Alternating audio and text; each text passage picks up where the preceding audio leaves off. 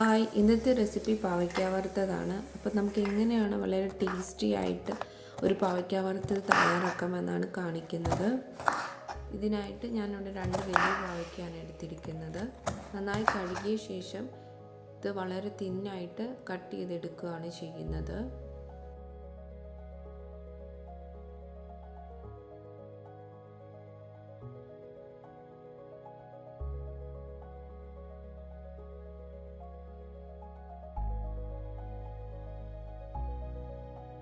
പാവയ്ക്ക കട്ട് ചെയ്യുമ്പോൾ കുറച്ച് കട്ടി കുറച്ച് വേണം കട്ട് ചെയ്യാനായിട്ട്, എങ്കിൽ മാത്രമേ ഇത് നന്നായിട്ട് വറന്ന് വരത്തുള്ളൂ.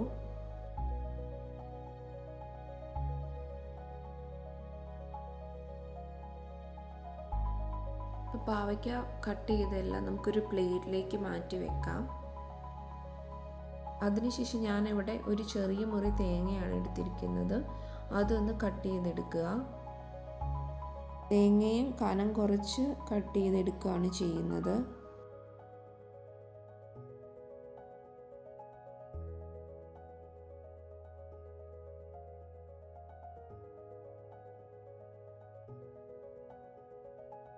അരിഞ്ഞു വെച്ച് പാവയ്ക്കയിലേക്ക് തേങ്ങ കൊത്തി അരിഞ്ഞത് ഇട്ട്, അതുപോലെ 2 പച്ചമുളകും ഇട്ട് 1 ടീസ്പൂണോളം ഉപ്പും ഇട്ട് നന്നായിട്ട് മിക്സ് ചെയ്തെടുക്കണം.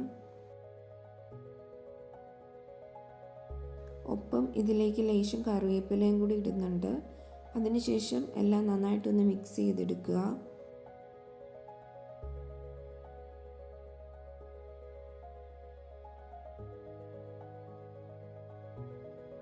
ഫ്ലെയിം ഓൺ ചെയ്തതിന് ശേഷം ഇത് സിമ്മിലിട്ട് ആവി കയറ്റാൻ വെക്കുകയാണ് ചെയ്യുന്നത്.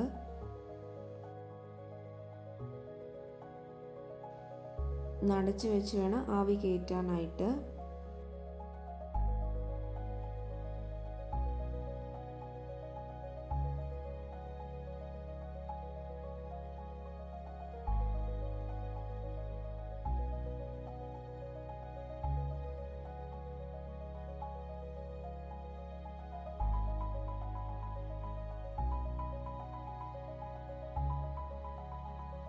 ഇടയ്ക്ക് മൂട തുറന്ന് നന്നായിട്ടൊന്ന് ഇളക്കുക. ഏകദേശം സിമ്മിൽ ഒരു 5-6 മിനിറ്റ് വെച്ചാൽ മതിയാവും.